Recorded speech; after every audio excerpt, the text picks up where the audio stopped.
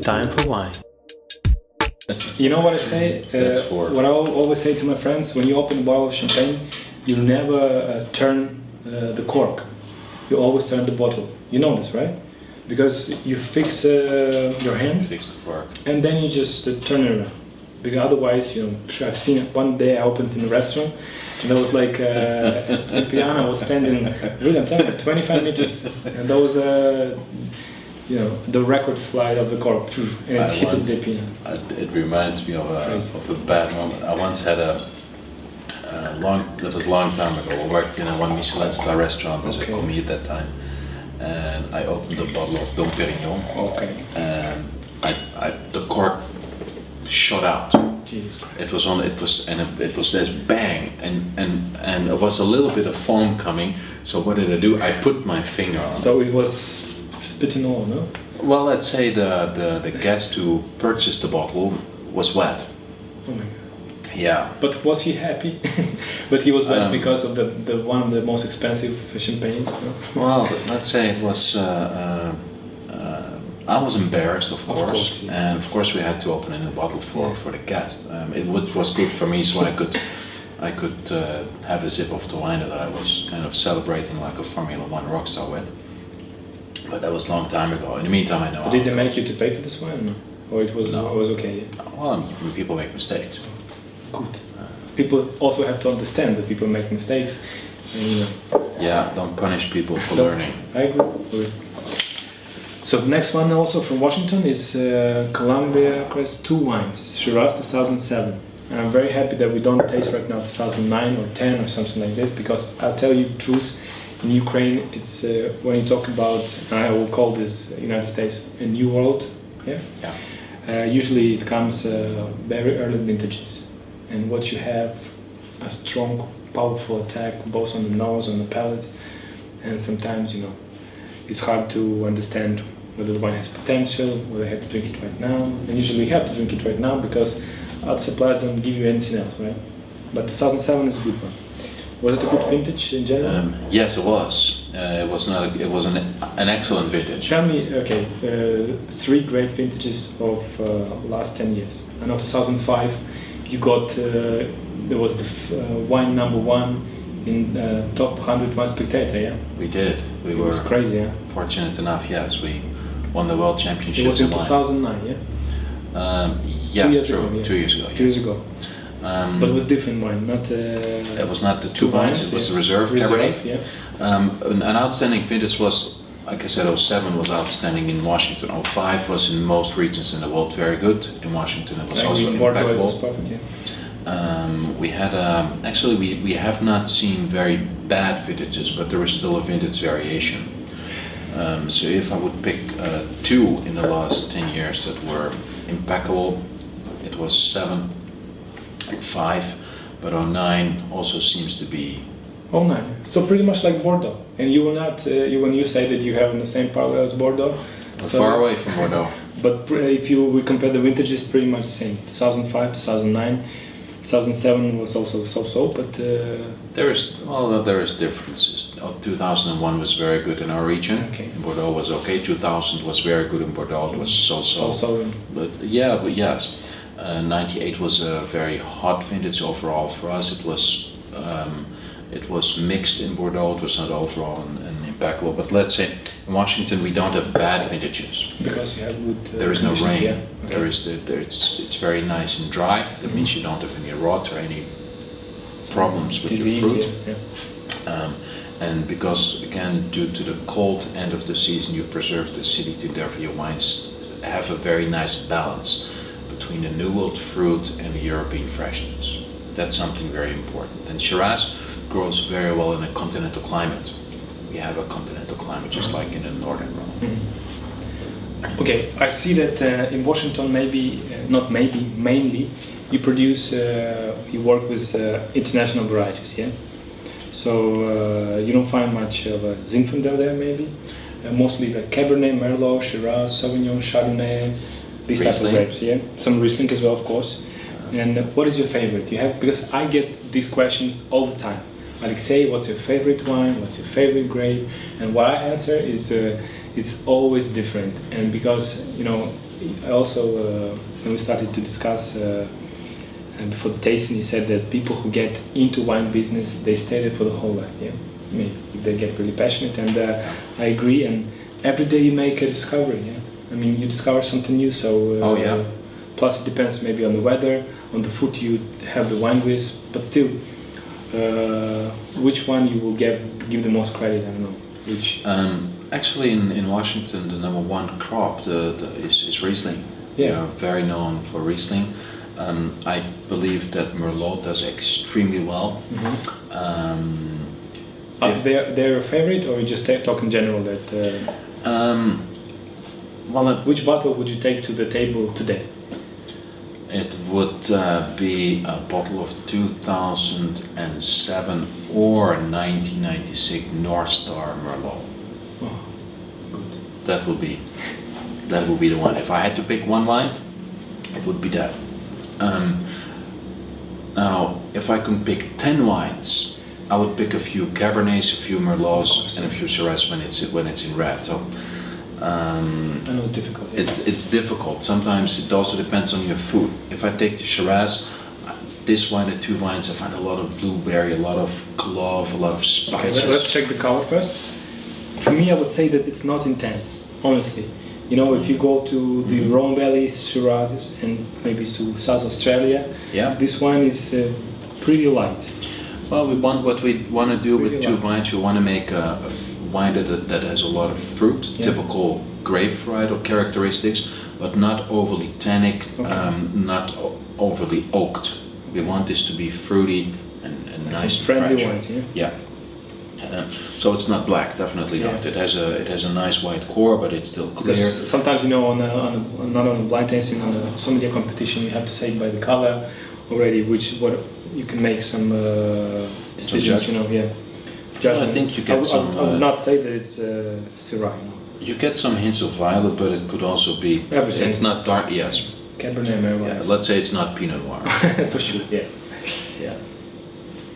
When I go to the nose, I find a lot of pepper spice. I find a lot of clove. I find a lot of blueberry and even hints of mint. Mint you usually find in some maybe young Cabernet Sauvignon. In Shiraz, I don't find it usually. I agree with you on spiciness. I don't get more berries that I expect because you know, a lot of people, and I read in Decanter lately that they have a problem with the fruit bomb Shiraz, you know, because people got tired of it. And the first thing is like a visit card, you know, when you talk about South Australia, this is a fruit, jammy, over berry accents, you know. Here it's more of a, I say, modest, but not classy, but if you take a Bordeaux as classics, I would call it maybe some, you know, not even a Rhone type. Maybe it's pretty northern Washington, I think that it's not such a ripe berry. That this is a nice, let's say, cool climate, new world style. Really. Syrah. In Washington, we don't make that jammy style of wines. You get fresh fruits, but you get expressive fresh fruits, and that is nice to drink a second glass of. It's very drinkable. Yeah. If you have a 13.5, 13.5, yeah. If you have a 15.5% alcohol wine, you know it's going to be big. Yeah. And I read also lately that most alcohol you have in the wine, then it's going to be harder for you to combine it with some food, because if you have some salty food or some spicy food, it would be like somebody puts a gasoline in the fire, really. This wine is. The aftertaste is not very long. You don't have the spices, you have more berries on the taste. Medium bodied, nice dryness. Also what I like about Shiraz, that you have some sweetness in aftertaste. Yeah. But here you don't have it a lot, Everything I believe in balanced and quite nice. Would you call it an entry level, or it's a little bit more than entry level, right? Entry level sounds like supermarket to me. Sorry. No, we are beyond that. I think we are in the premium wine section. Yeah, but sorry for interrupting you. Also, not your own vineyards, also purchasing, right? It's both our own fruit as well as purchased fruit. I think this is entry level premium quality. And I think where we start in Washington, we are already premium. There is no bulk wine or overproduction or whatsoever. How much, the price of the 1 hectare? How much is a hectare of the land? Of the land? Yeah. Because some people say that in Bordeaux it's 3 million, like in Burgundy. But it depends where you go. If you go to the plateau of Pomerol, you pay up to 4 million. If you go to the outskirts of... But in general, in Washington, is it too expensive?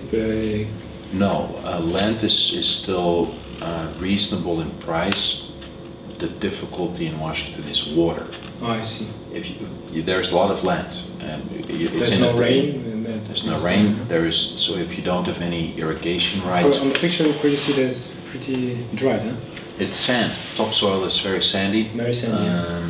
Sand is very full of minerals, so which is good. It's also very good for maybe drainage. Also this is the reason for the color, from the intensity, because of the sandy soil. Because usually in no. It's the type of the grape varietal and also the. Oh, I mean, why? If you compare it concentration with of the fruit, the crop size. For example, with Rhone Valley, yeah, we have stones. This. Also in Australia, the soil is pretty. It is more a different. matter of how much crop do you have on a vine, and how many vines do you have. If you would have half the amount of crop, or let's say 1/3 less, the wine would be much more concentrated, would be higher in alcohol, it would be concentrated, would be more spicy. We want this to be nice and fruity, a nice appealing glass of wine for an affordable price. That is very typical for the grape varietal. And again, in Washington State, you have nice New World fruit, nice juicy fruit, but it's still fresh. I agree. And the freshness is something that people tend to forget in wines, at least when it comes to red. But freshness is pleasant. Let me tell you about an old tradition when it comes to Syrah Shiraz. Yes. It comes from Côte-Rôtie in France, in northern Rhone. Yeah. Where people were allowed to add up to 20% of Viognier, which is a white grape varietal. Yes. Now we don't add 20% Viognier, but we add a couple of percentage of some white wine, yeah? of white grapes. By co-fermenting Viognier with Shiraz, you get some more spiciness into it. But obviously, white grapes and blue grapes make a wine that is less intense in color. Not pink, but not Pinot Noir, but still not so intense. And we're only talking about 2, 3, 4%, not more than that. Not even 10, not 75. No. How many percentage, if you know this fact, how many, maybe to 20% is allowed to in Washington to add other grapes? 25. 25, huh? We could. Okay. Yeah. And not even indicate it anywhere. You don't have to show it. You just add it. And in you Europe, just write it's and 15%. Okay. No, we don't. Now it's different in different parts of the states, but in our region it's 75%. I agree. Which food? Braised meats. Braised meats. Yeah, with a lot Any of typical. Okay, everybody thinks that in the United States everybody eats hot dogs, which is not true. Of course, No. This is like the same that people think that in Ukraine we eat only sala. Sal, you've heard of it? Yeah? I've heard of it. Pork fat. I mean. I think this is very nice with dishes like goulash. I think this is very nice with braised lamb, braised meats with nice spicy sauces. Lamb and Shiraz is like a marriage. Huh? I really agree. But on the other hand, this is not such an intensive and powerful. I would not also take some rich sauces or too spicy, not some spicy Asian dishes, because sometimes I like to combine. Sure, I think Asian might be too much. Yeah. It should not be hot. Yeah. It should be spiced in a way, nice pepper size, spice, some cream in it. It can have some. Again, the sauce that you get with braised meats, that would work very well. I recently was in Finland and we had some braised reindeer with some very nice pepper salts. This was excellent. Very nice. Okay. Excellent. Okay, it's going to be a surprise for you. I didn't tell you before that, but all the guests are asking a question at the end. Okay. Maybe you're already prepared. You can shoot to ask the guys. It could be a question connected to wines or anything you want to know because I'm sure that one day you'll get to my website and see this tasting. You will see the responses. Maybe you will not understand Russian, but No. do you have friends that speak Russian? No, except observing. Well, the few people that I know, there's a few people in Moscow that I have a close relationship with, Okay. and they speak Russian very well. What a surprise! They do. So, you shoot anything you want. Anything you want. Well, that's a very good one. You should have prepared me for that. You did not, but of course I could ask what was the number one wine in Wine Spectator Top 100 2009. But that's maybe a little bit too obvious. Actually, I would just before, just for give you time for you to think. I've checked. Have you checked the Wine Spectator 2011 already? No. Okay, I tell you, there was a Costa Brown Pinot Noir. Costa Brown, maybe you've heard of this winery, very popular, and they go in. Maybe they've been in top 10 before, yes. And I've seen. Okay, this is Wine Spectator, of course, a magazine which is produced in the United States. But before, maybe 5, even more years ago, there were more European wineries. Now I see that more and more, around maybe 4 wineries you have from the United States here, 4 to 5. So only 2 from Bordeaux, 2 from Italy, nothing from Spain, 1 from Portugal, and the third one is a sweet Chenin Blanc from Loire Valley. It's really unexpected. I know top 100 this year. And in top 10, yeah. I'm not talking about even everything else, but in top 10. Uh-huh. And how do you think? Because in Ukraine, you know, when you have a very expensive, maybe Californian wine, maybe from Washington, also Riesling Eroica is a great one, but it's not cheap. Huh? Nope. And you know, people still don't understand maybe why they have to pay such money for the wine which is not from Italy or from France. Do you think that you have such obstacles in other European countries, or they already understand everywhere in Poland, in Finland, in the Austria that wines from states are really worth Spain? You see a very good development where people see good value for their money. Nice juicy wines, fruit expression, and most wine consumers just like to have a nice fruity, very pleasant flavor profile. Once you go a couple of steps up, people get to levels where they are willing to spend a lot more money.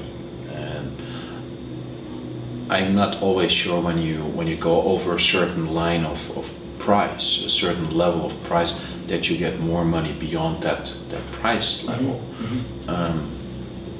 Chateau Latour is made out of grapes, yes. And the neighbor is also doing very well. I think that if you put them next to each other, that you might not have such a big difference in a blind tasting. But the price is extremely big. But I agree, but they are well marketed. I mean, if we recall Beaujolais Nouveau, it's you know, a cheap wine which is 3 to 5 euros in France, but it sells all the world very quickly. But still, you think that people are ready to pay for the wines from the United States, which cost a lot? They really understand what they're paying for? We see that, yes. In certain ways, you see a growth of very famous wineries like Stag's Leap Wine Cellars. Of course, yes. We see a growing international fame and demand for wines like that, and people are willing to that. North Star or Col Solaro from Washington, we see that people are willing, and you still have small production of those wines. You're talking about very low, limited production with that, but people are willing to pay for it because they see they get so much, and you can drink them in their youth while they're extremely nice and pleasant, versus many wines from the old world. You need to wait 10-15 years before they become that pleasant. Cool, this is good news. So maybe you have already a question prepared?